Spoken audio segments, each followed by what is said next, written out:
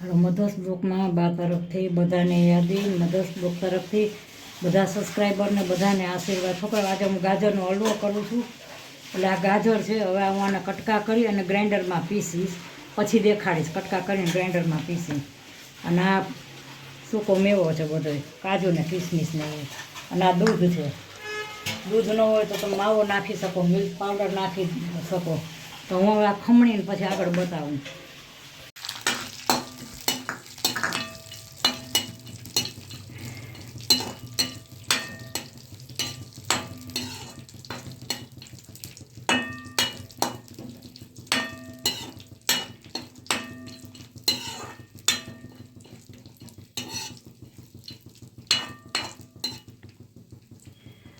Dry fruit છે ને થોડાક ફ્રાય કરી નાખું મેં કીધું, એટલે શું કે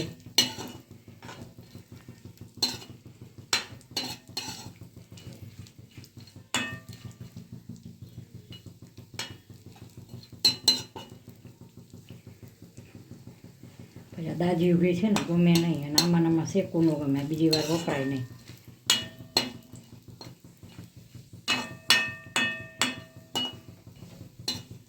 સરસ શેકાઈ ગયા, જો બ્રાઉન થઈ ગયા. બહુ પછી બળી જાય, થોડાક ફ્રાય કર્યા હોય ને તો.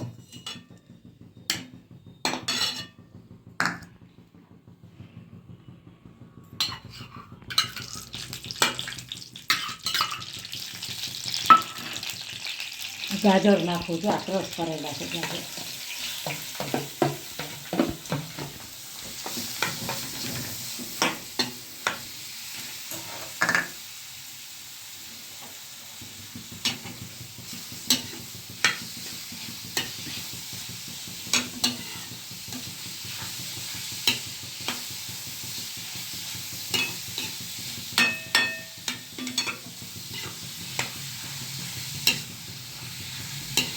આ શેકીને પછી આગળ બતાવો. થોડુંક આ બ્રાઉન થાય ને તો થોડુંક શેકીશ, પછી આગળ બતાવો. આ દેશી ગાજર છે, આ ઓલા નથી.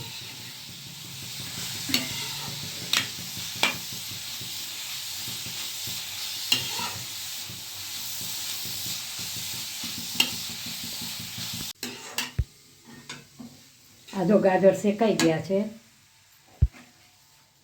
આ એકદમ ઘીમાં શેકાઈ ગયા છે. હવે આમાં છે ને દૂધ નાખીશ.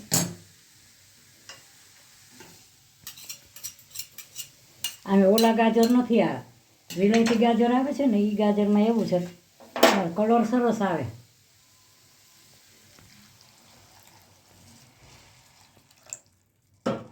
વિલાયતી ગાજર હોય ને એમાં કલર બહુ સરસ આવે, એકદમ સરસ.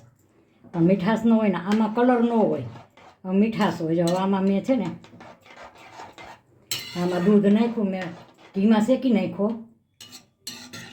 આ ક્રશ કરેલો બધો ગાજરને.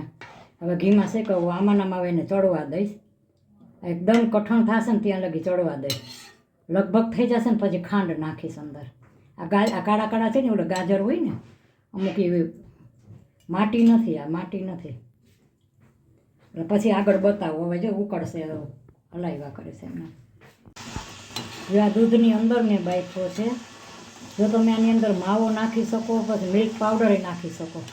હવે આટલું ઘાટું થયું છે ને, હું આ સાકર મેં નાખી. તમે ગોળે નાખી શકો. આ ગોળ ન ખાય, પણ મારે વળી ન ખાય છોકરાઓ તો, એટલે મેં ગોળ નથી નાખ્યો. હવે જો મેં આમાં સાકર નાખીને એટલે સાકરનું પાણી થશે, એટલે વળી થોડુંક થઈ જશે લિક્વિડ એકદમ. એટલે હવે પાછું ઉકાળીશ. હવે એ ખાંડનું પાણી નાખ્યું ને, હવે ઘાટું થાય ને તો લગ્યા હું આમને હલાવીશ, પછી આગળ બતાવું. ખાંડનું પાણી થાય ને એટલે થોડુંક બધું આ સરસ થઈ ગયો છે. હવે આમાં બફાઈ ગયો, શેકાઈ ગયો. હવે આ ખાંડનું પાણી આમાં બળી જાય ને, સરસ થઈ જાય કઠણ એકદમ સરસ. આ દેશી ગાજર છે.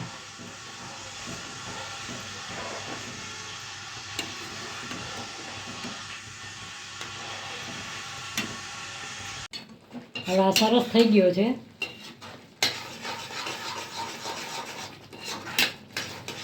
હવે આને હું 5 મિનિટ 10 મિનિટ આવી રીતે ફેરવી અને પછી આમાં લઈ લઈશ. આમાં હું લઈ લઈશ. હજી 5 મિનિટ રાખીને પછી આમાં લઈ લઈશ, પછી બતાવો. હવે જાજી વાર નથી, લગભગ બની ગયો છે. જો એકદમ થઈ ગયો. 10 મિનિટ 5 મિનિટ રાખીશ બસ, પછી આની અંદર લઈને આગળ બતાવું. પછી બની ગયું છે હાઈ ક્લાસ. મેં આમાં કોઈ કલર નથી નાખ્યો. આ જે આનો કલર છે ને ઓરિજિનલ કલર જ છે. મેં એમાં કાંઈ કલર નથી નાખ્યો, કોઈ જ વસ્તુ.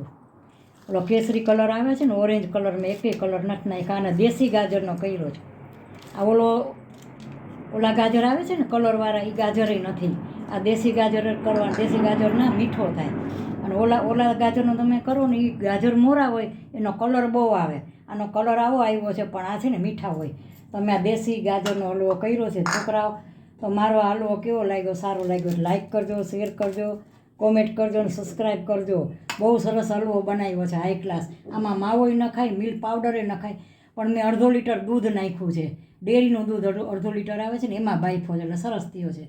તો સબસ્ક્રાઈબ જરૂર કરજો. બાય બચ્ચો.